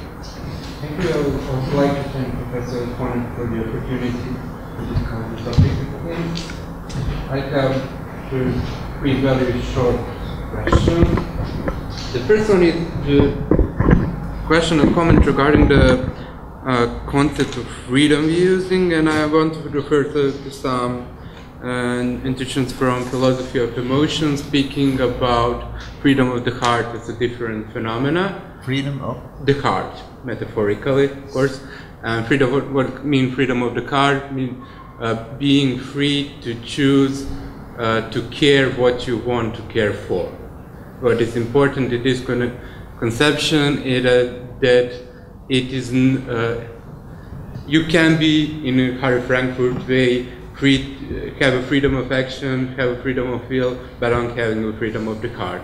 So one of the, you can see it in a difference that I can have, metaphorically speaking, I can see a difference between heart I want to have and the heart I in fact have. An example of it would be a tired person who came from the job and actually want to care for the partner and the child, but actually don't having any feelings or frustrations and don't caring but wanting to care. So why it is here important? Because the conception of social freedom as freedom in which all the members actually affirmatively care for one another is related to mostly to an ambiguous way, to freedom of the heart, that we can think such changes in society only when the person have freedom of the heart. It could change what they want to care for, and not only a decision what they will do. And the second, because it is also kind of decision about other freedom of the heart. So we have this, in this idea of the society, we somehow choose what people should care for.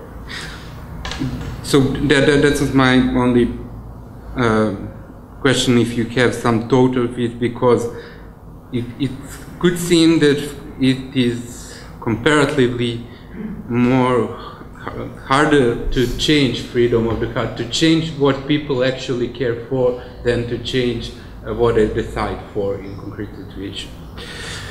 The second question, it was put in already some discussion, it is to whom we ascribe freedom.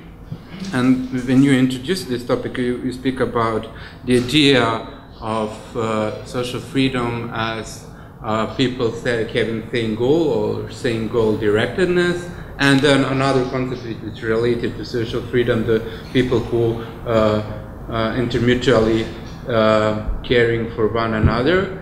And so why I think it's important is that this second is not dependent always on the first. So to care for someone is not to share goals, but that's was not my main question. My main question is, what about ascribing freedom to plural agent? This moment, probably society as a whole, and that it's obvious that we have need in your perception to do it because of experimenting, communication, deliberation, public reasoning, and so on. And my particular question is how we can do it and how hard it is to do it in a particular step of recognition to institution, because institutions are by definition have some stability and robust patterns of behavior, so it is relatively hard. So it would probably be a different concept of institutions, probably counter-institutions, which are free to change what they care for or what they decide. So for example, if you try to change administration in Serbia today, it would be a very long process, which we probably have to change all people working in it, which have all their own behavior and habits, how they. And the third additional comments is related to the additional text about hope and hopelessness. Just some addition, because you spoke about Kant and history, but what I think is that Kant, of course, is aware, and that is important, that for actually doing things and practically acting, we need to have some historical, at least marks, why that it could be successful. But I think that the whole Kantian conception, especially when talking about future and what we can act in spaces or spheres that are generally contingent and we don't know, have important traces in a text, was heißt sich im Denken orientieren. So basically Kant said we don't have objective principles, so we should probably try to orient in subjective principles. For example, so if I don't know object, I at least know where is my right hand and where is my left hand, and then I see what is right and what is left, and so not what is right, but what is the right side and what is left side. But the main idea is that in Kant is that we can orient ourselves in gefühlte Bedürfnis, felt needs, felt demands, or how to translate it good. But it is of course based on his a priori ethics, that is the Bedürfnis of reason, which manifests itself and gives us some kind of orientation in situation where we don't have objective principles. Some of it is translatable in a situation. So how we orient ourselves in the future, we see some demands and needs which should be changed. So we are not acting about what we know it could be in the future, but about what we see that is necessary to be done. But part of it is cannot be probably based because can't have some processes of, let's say, universalization of intersubjectivization in ethic and aesthetic. So how do you see that this kind of orientation, do you think that someone could be whole from this, let's say, subjective kinds of orientation when thinking about future which don't have objective cognition about what we expect in the future? And if, how this could be intersubjectively communicated or accepted. Thank you. Thanks, Igor. And I'd like to invite Professor Honneth then to respond to the second round of our presenters. Yeah, again, that's very complicated now because I'm already losing the first question. So let me see what the first question was. There were so many questions meanwhile that I need a moment.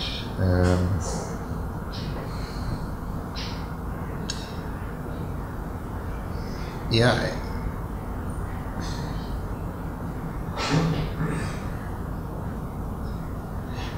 Again, that were three questions, I think, and I'm not sure whether I can answer all of these. That would lead, that would be too much. Maybe I take one element, namely, or two elements. The one is a certain skepticism about self-government, if I am correct. Yeah, that was who was the first one to address I spoke about it, about self-government or self-management and experience with it in Yugoslavia. Yeah. And I think we had small scale groups who can find it. I'm not advocating self-government on the whole scale. I mean, let's differentiate between the economic sphere and the political sphere. Yeah?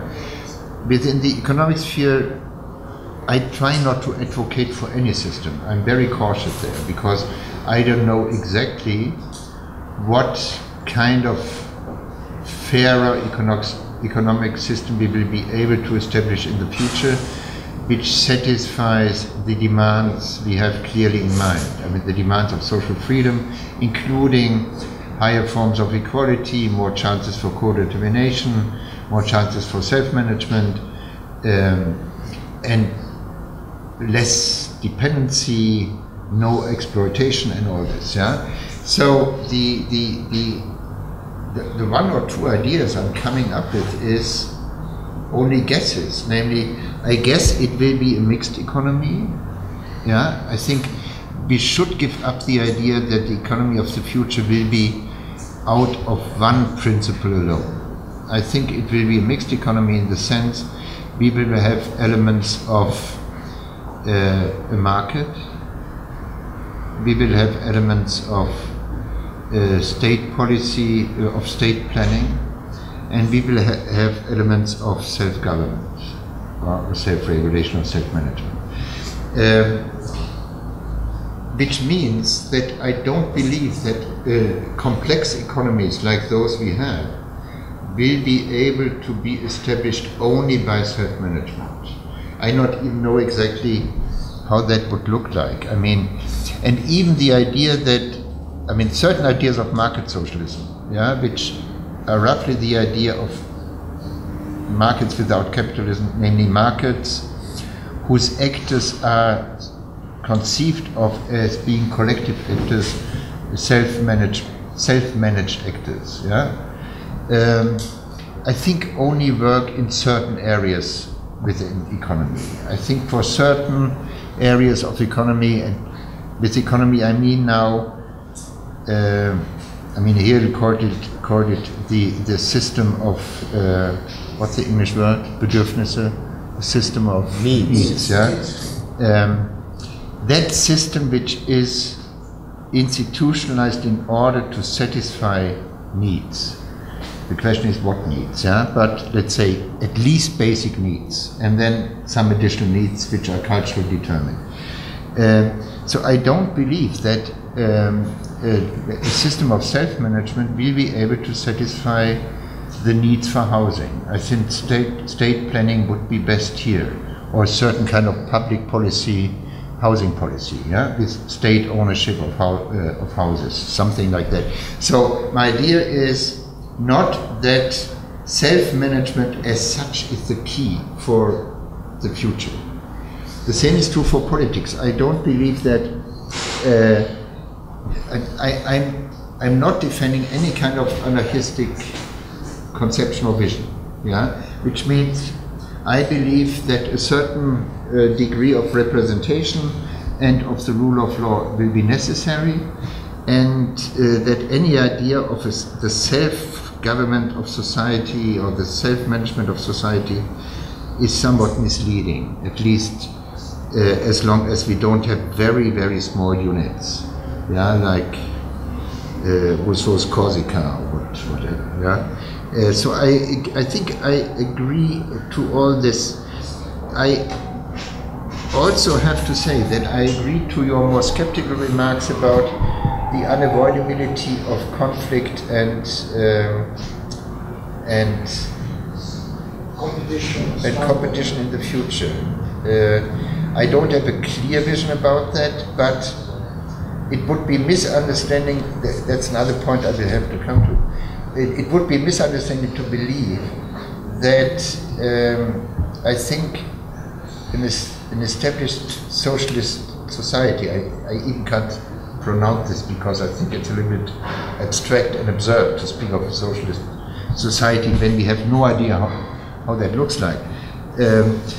But I don't believe that any future society will be without conflicts. And will be not in need of some control mechanisms. And this is so because, let me just anticipate. That's the problem.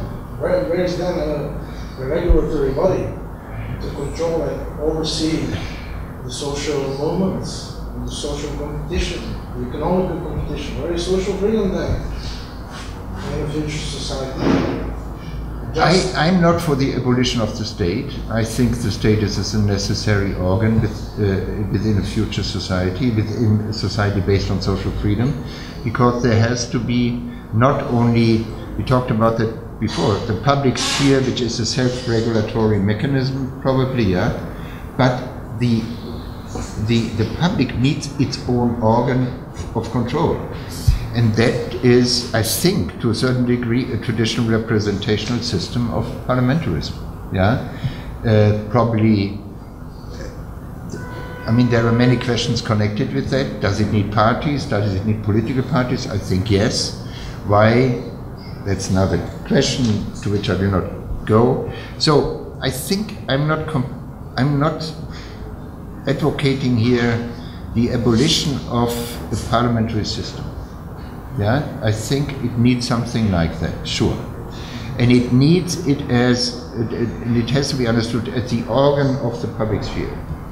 The organ which has binding power, binding authority. In that sense, I'm believing the Rechtsstaat equipped with binding power, authority of the state, monopoly of power, no question. Yeah. But let me mention one other point in this connection, because there was this idea that I'm presupposing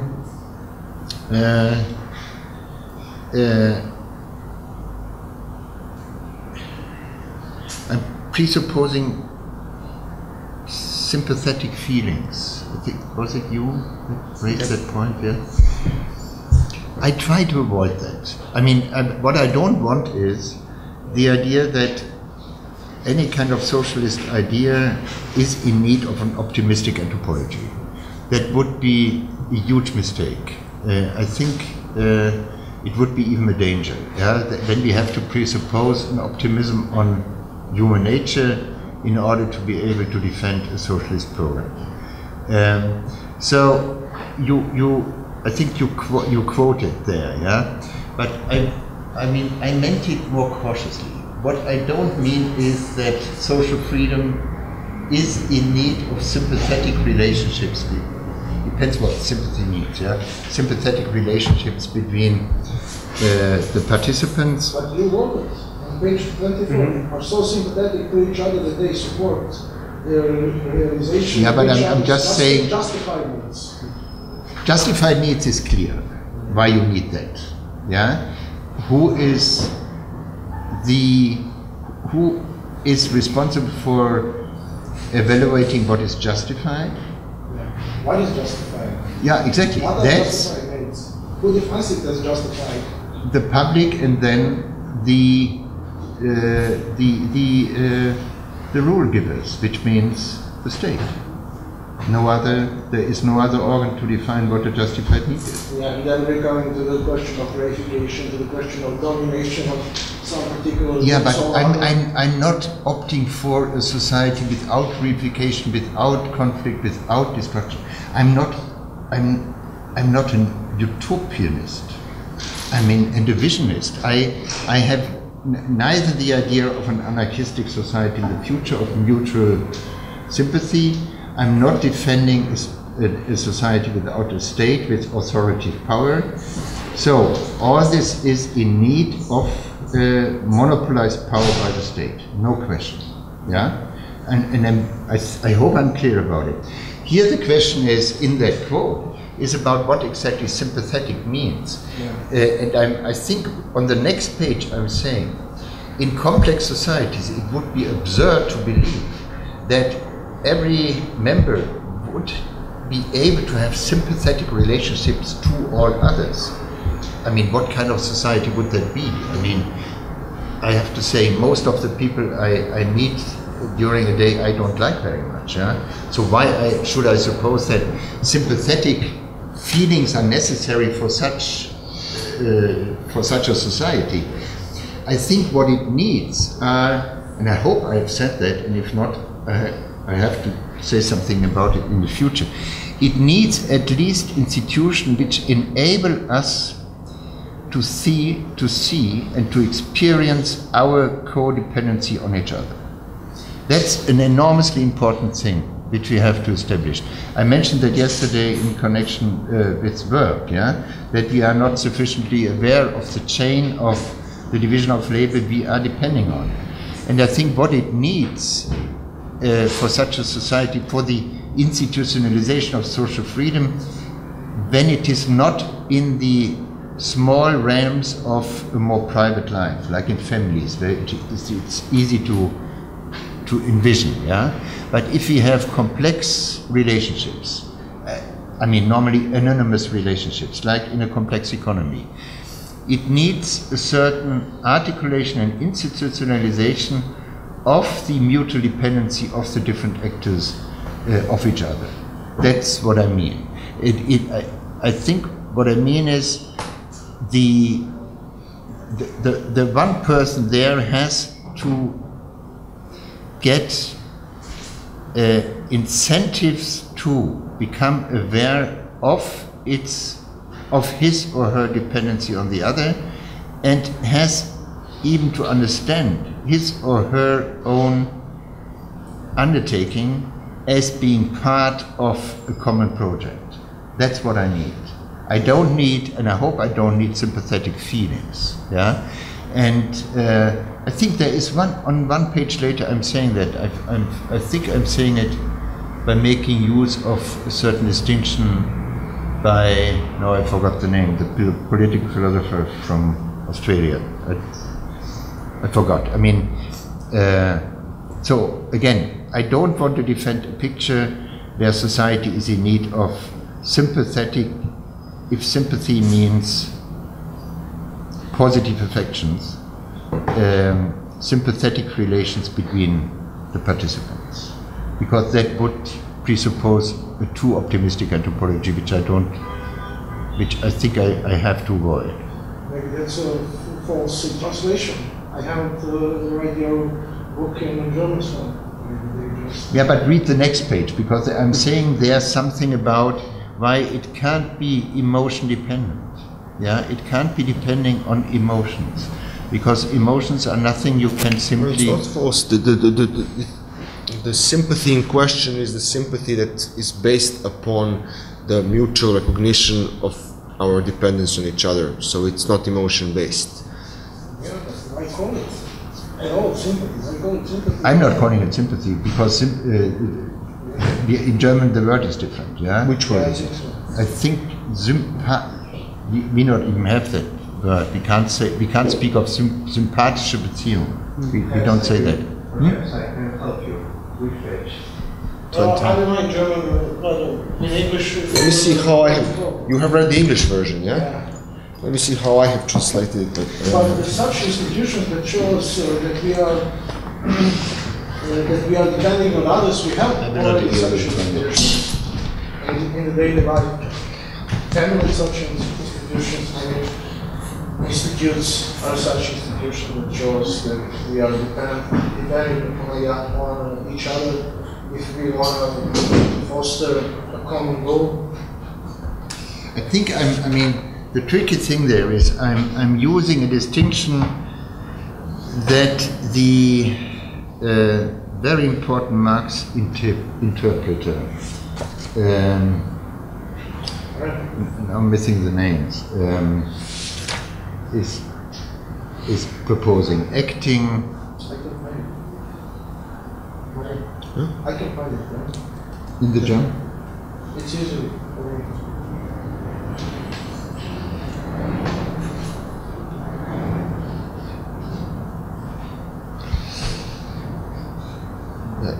I think I translated it not as sympathy but as blagonaklonost.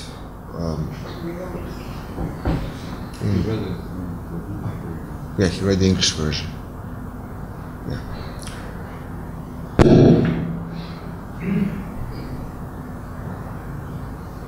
Zuneigung. Das originale Wort, Zuneigung. But Zuneigung is also, in my view, too strong. I'm dealing with exactly that question in the beginning of the next chapter, but I don't... Never mind, we have 5 more minutes now for reply, and then we have to make a short break. Okay, maybe we come back to this point discuss later. And now I'm a little bit lost in my many notes here. Yes, the thing about great ideas, reconstruction of great ideas.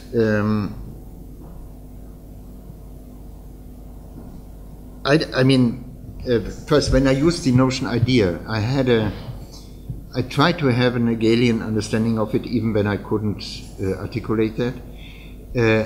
I didn't want simply to reconstruct a specific, let's say, concept. What I did want to reconstruct is a concept which had a certain reality. And Hegel's understanding of idea is that an idea is a living being, which means has a certain incorporation in real life. So that was my interest, and I think you are right that it does not, to reconstruct or to re-actualize an idea in that sense does not only presuppose to get rid of all the connotations of the 19th century, but also of the 20th century. I think I agree with that. But I thought I have already taken the first step in that direction by proposing, and this is very doubtful, and I know that some people don't like the idea at all, that socialism shouldn't be understood as the opposition to liberalism. Yeah, there was a certain time when socialism was understood as being the opposite to, or the negation of, liberalism. And I think this is a misunderstanding, and it's probably even partly false with regard at least to some of the early socialists, not to Marx, who believed that communism is the opposite of what he understood as liberalism. For him, liberalism was mainly economic liberalism of the capitalist market. But I think that socialism has to be understood as the radical realization of liberalism. Liberalism has its own limits, and even the Rawlsian version of it, at least the one in Theory of Justice and even in political liberalism, has its own limits, I think. And therefore what it needs is an understanding of socialism as making true the promise of individual freedom. The promise of individual freedom can only become realized by having a broader understanding of freedom. That was the main idea. And therefore I thought it is already a very important step to introduce socialism not as the ideological opposite to liberalism, but to have another relation to liberalism. It also means to rescue all the big accomplishments of liberalism. And the biggest accomplishment of liberalism is the idea of equal rights, which is a huge accomplishment of the democratic revolution of liberalism. So I think I agree to that very much. The other question is also raised by you, I think, why did corporations fail? Why did self-management fail? I'm not an expert enough, but sometimes it's heavily depending on the economic environment, on the banking system. Do we have a banking system adequately organized such that it is prioritizing self-management to private ownership, and so on and so on. So that would be questions in connection to that.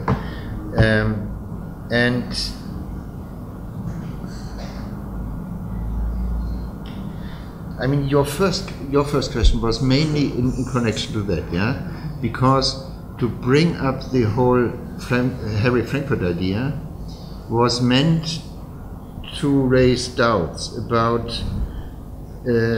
what you took as my condition, namely that the relationship among the participants in such a society have to be of a certain emotional kind. And that is not in your that is not easy to have. Yeah, but not in a certain emotional kind. But I would say that I would stick with my question. In any case, if relation has to be such that we have affirmative care for other and her own values. So values of if we always have to have affirmative relation to the values of other persons, I think that still we have. I agree, but I found it. So okay. They translated Anteilnahme entgegenbringen, somit will sich untereinander so viel Anteilnahme entgegenbringen. They translated it so synthetic to each other. So Yeah, I didn't translate it simply. I translated it as naturalist, I think. Yeah, I can't remember now. Yeah, but Anteilnahme is much weaker than sympathische Beziehung or positive relations. Anteilnahme means to be. We know it in Serbian for sure. I mean, to be concerned, I would say. Yeah. And also to be concerned is nothing you can simply develop. I mean, it's not free to your intentions, I think, and I agree to that. Yeah, it's a complicated machinery of higher order evolutions and all that stuff. Therefore, I think I expressed somewhere the idea that degree of Anteilnahme, which is necessary for such a society, has mainly to be stabilized by certain institutional mechanisms. It can't be something up to us individuals, because that would be a dictatorship of virtues or something like that, which would be a horrible vision. Yeah, that we are in need of a dictatorship of virtues or of emotional state of affairs. I think what it needs are institutions which take care of such Anteilnahme. And I tend to sometimes think that we should start from thinking of those institutions as we have developed those within more smaller units, yeah, more smaller social units like families, where you have, I mean, it would be wrong to believe that there are not very ambivalent feelings within family relations, but there are probably institutional mechanisms to deal with these ambivalences, and I think of such institutional mechanisms which guarantee a certain Anteilnahme of that kind which is necessary. That's the idea. Yeah, but maybe Sorry. only the collective intentionality is enough for us at the Institute to have it. I think we can find it also in corporations and entities. Yeah. We have to wrap up the second round now because we are running short on time. Now we need to make a short break, 10 minutes at most. Continue 11:15, and then I'm going to group the remaining. So here we are for our last and concise session of this seminar. We have 4 more speakers, and I've grouped them all in one session. So we begin with Mark Loschantz, another colleague of ours from the Institute for Philosophy and Social Theory. Thank you very much. In your book on socialism, you mentioned the Republican tradition many times. On the one hand, you mention the rich normative tradition elaborated today, among others, by Quentin Skinner and Philippe Petit. In that context, you claim that this Republican tradition introduced the concept of freedom, namely that of freedom as non-domination, that was much more widely conceived than the usual liberal concept of negative freedom. However, you also add that this Republican kind of freedom is too modest from the viewpoint of the socialist ideal, which treats freedom as objective freedom in which others can be our partners in realizing ourselves, our individuality, and so on. On the other hand, you suggest that the socialist tradition was mostly blind to the significance of certain Republican ideals, with special focus on basic civil rights. In this context, you emphasize that although Republicans never used the expression social freedom, in a certain way they also tended to interpret freedom in the spirit of mutuality and free cooperation. So my question is, do you claim that the socialist ideal of freedom is simply wider and richer than the Republican concept, or on the contrary, you suggest that it is precisely the Republican ideal that contemporary socialism must integrate into itself? Do you in fact come to the conclusion that in spite of the long history of mutual misunderstanding and blindness to each other's virtues and normative advantages, socialism and republicanism especially in its radical leftist version, should be supplements to each other. Thank you very much. Thank you, Mark. Our second speaker is Olga Nikolic, also a colleague from the Institute. Thank you. So first I want to say that your book was really inspiring, and I completely agree that we need to rethink socialism in order to make it more potent today. Now my question has 3 parts. It's about liberty, fraternity, and equality. And the first part actually has to do with the concept of social freedom. If I understood correctly, according to you, freedom cannot be truly realized outside of society. This is something very different from the standard classical understanding of freedom as the innate capacity of human beings to be the cause of their own action, movement, choices, etc. But whereas this capacity is something that we can hardly question because we find the evidence for it in our own experience, the concept of social freedom seems to be based on the fact of codependency of people in societies with complex division of labor. However, I think that even liberals would accept this codependency without necessarily drawing the conclusion that we would need a different concept of freedom because of it. There is also a general anthropological justification for the concept of social freedom that comes to mind. We are social beings from the moment we are born, and we need others to be complete, to live fulfilling lives. But again, liberals would admit that too, I think. I don't see why the liberal concept of individual freedom should necessarily lead to egoism, which treats others simply as means. So the question is then, is social freedom really a different kind of freedom than individual freedom that liberalism defends? If the idea behind this concept is that pursuing our freely chosen goals would be much easier for all in a cooperative than in a competitive society, that we can all help each other in realizing our freedom, this is something that I completely agree with. But the idea that we should acknowledge and respect the freedom of others and be acknowledged by them in turn, this is already, I think, contained in the liberal concept. But I don't think that the conclusion necessarily follows that freedom can be realized only with others. Still, I could see how strengthening the demand for fraternity as a separate normative principle changes perspective on liberty, which is consequently not to be understood in this egotistical manner. Now, to the second and more practical part of my question, does institutionalizing fraternity, e.g. by somehow making it obligatory under the law, maybe robs it of its essence? Namely, we shouldn't help because we must, or should we?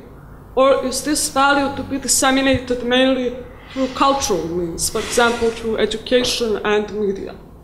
And a brief question about equality: can freedom for all be realized in a society that doesn't guarantee at least an approximate equality in the economic sphere, which would consequently require more control of the market and goes directly against the neoliberal arguments in favor of free market and private property, based on the concept of individual freedom?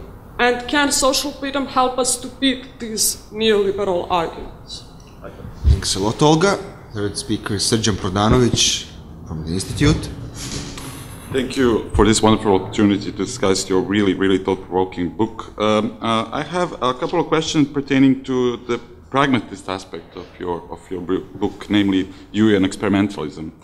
I think that there are a couple of things that need to be perhaps further stressed in what goes into acquiring utopia of intelligent social reform, which lies behind this idea of experimentalism. Namely, what is important as experimentalism for you is public knowledge which must be free from the metaphysical quest for certainty, and thus become more in tune with the pragmatic account of naturalism. And he finds, for example, that this can be done in 2 ways. Firstly, through education, and secondly, through the job, but which he calls reconstruction. And there is that famous book, Reconstruction in Philosophy, where he says that the task of philosophy is actually in rationalizing the possibilities of experience, especially collective human experience. So my question is, if we have this prerequisite of this more robust theory of the public sphere, then what is the role of social theory and philosophy in acquiring this Deweyan reconstruction? And then there are a couple of questions which pertain. Okay, so one question which is actually about these new social movements. You say that there is this idea of that new socialist movements should be something like Greenpeace. So it needs to have a formal organizational structure. But there is this new research done about new social movements where there is this divide between old kind of movements with hierarchies which are vertical and these new kind of movements which are horizontal. So I was just thinking of how would you react to this challenge of new social movements and new forms of socialism. So, okay. Thanks a lot, Srdjan, and myself last. I'm going to be very quick.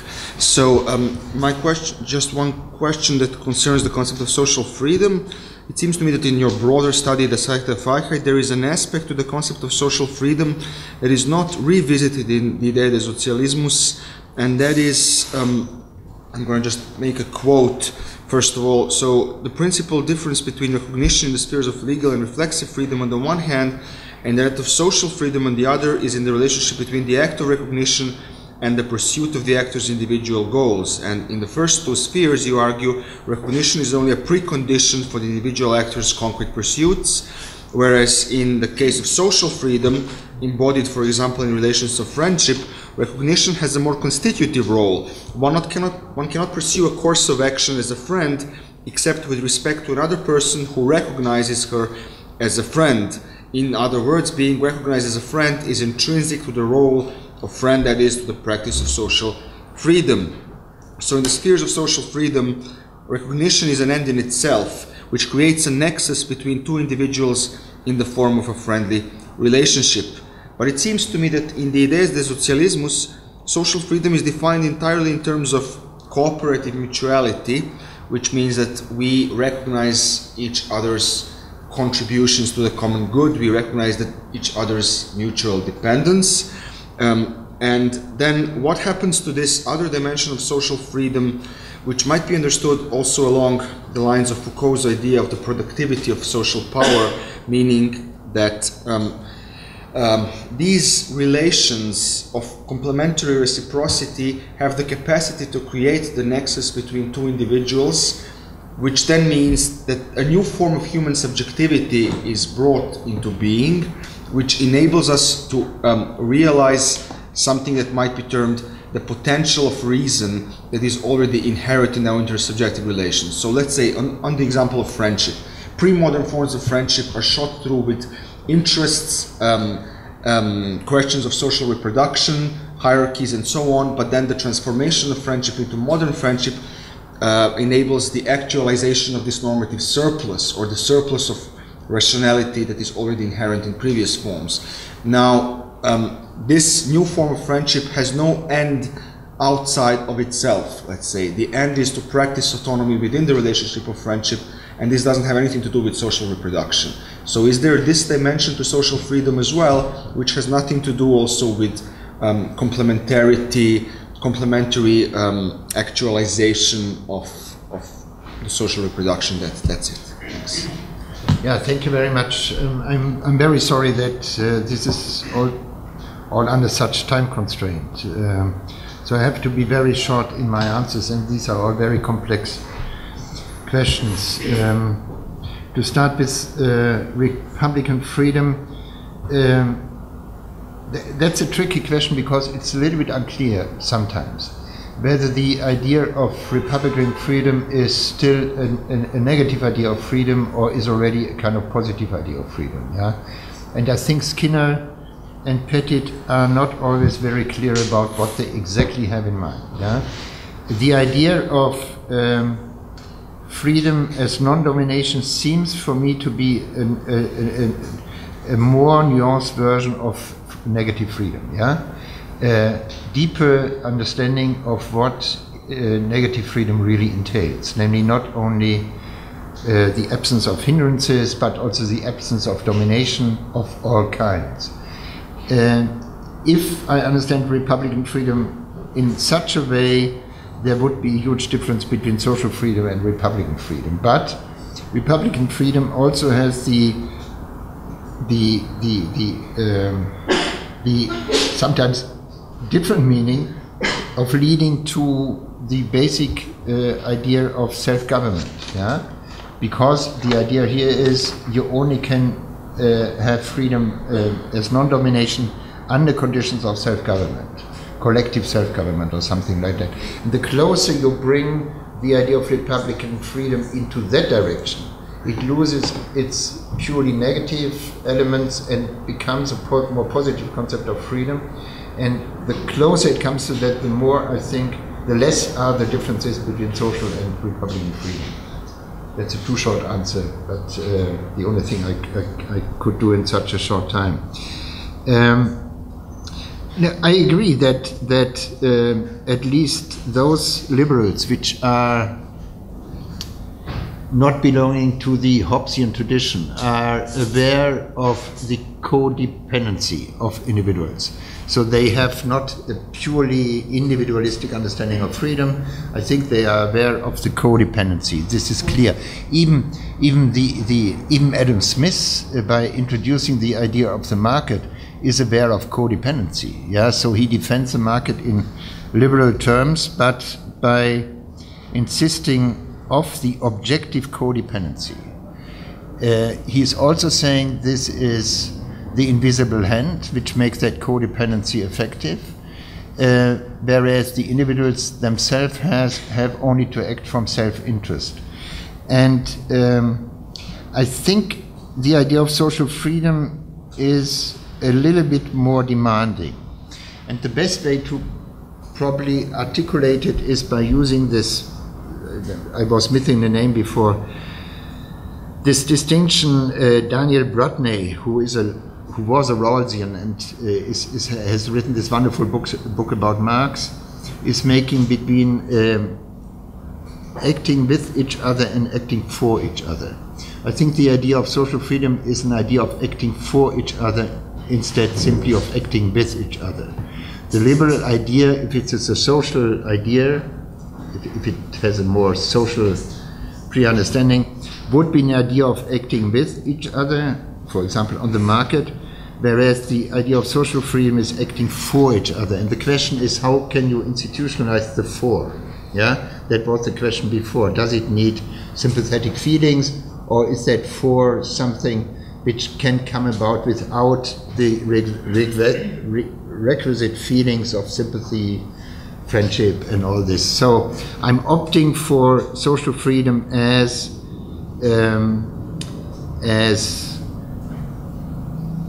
being based in some idea of acting for each other, which is, I think, different from the liberal tradition.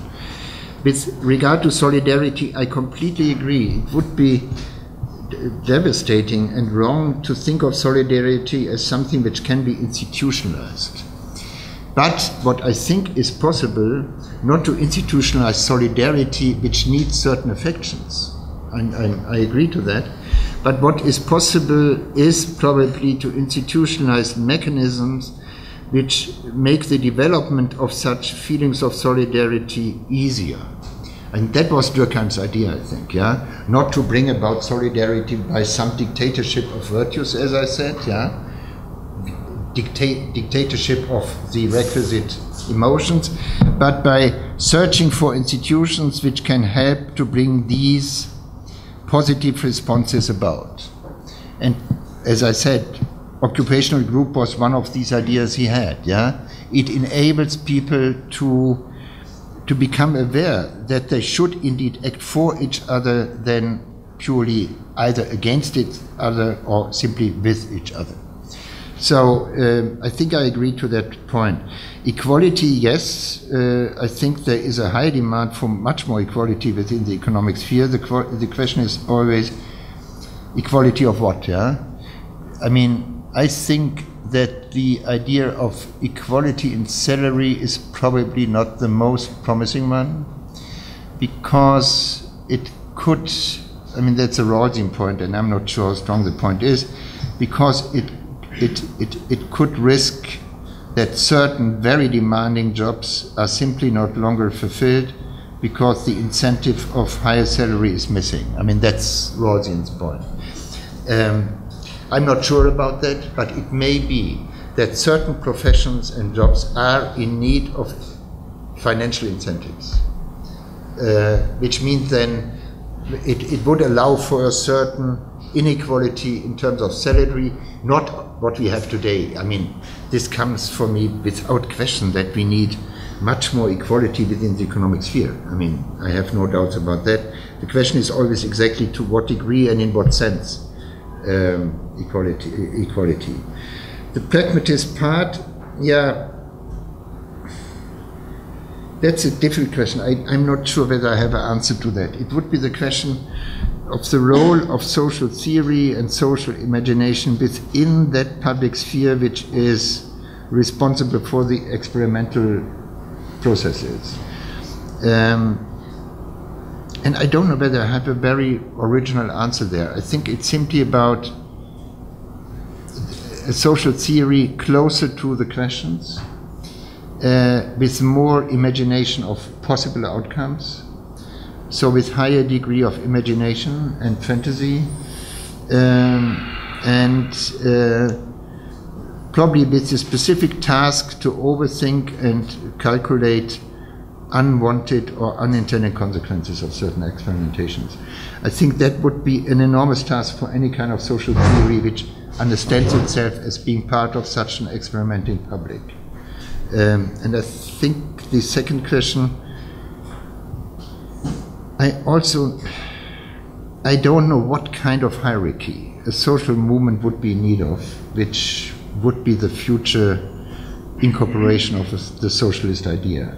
I mean, I'm clearly in favor of more horizontal forms of movement, but I don't want to exclude, but I don't have firm knowledge there, that a certain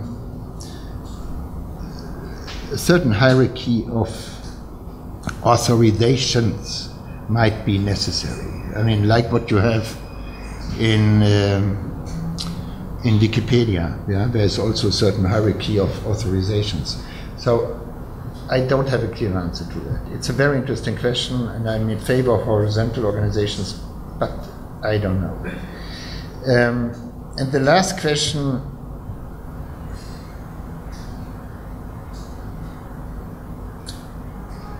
yeah, I think you're right that in the socialism book, but also partly already in the Freedom's Right, I'm not introducing recognition as an end in itself, yeah, as you were saying, I think, but this kind of mutual recognition as being based in the sharing of certain values which are internally connected to social reproductive tasks, yeah. And I think this is the main concern. There might be a room, and there should be a room, for other forms of mutual recognition and solidarity. But I think what the social theory has mainly to be concerned with are the spheres which are undoubtedly necessary for reproducing a society as a social organism. So, and I think that is already Hegel's concern. Yeah? I mean, Hegel's distinction is clearly a distinction between spheres functionally necessary for the reproduction of the social whole. And I think it's wise to first concentrate on these spheres before thinking about forms of mutual recognition and social freedom not internally connected to tasks, where tasks shouldn't be understood as something non-normative. Yeah, these are always tasks understood within certain ethical, with certain ethical associations. I mean, so that are not value-free tasks. Yeah, when we are, for example, speaking about this, the reproduction of families, this is a neutral way of speaking, and that's a wrong way of speaking. Yeah? We mean the reproduction of a certain kind of family structure or a certain kind of relationship, not simply the reproduction of the one generation. Yeah.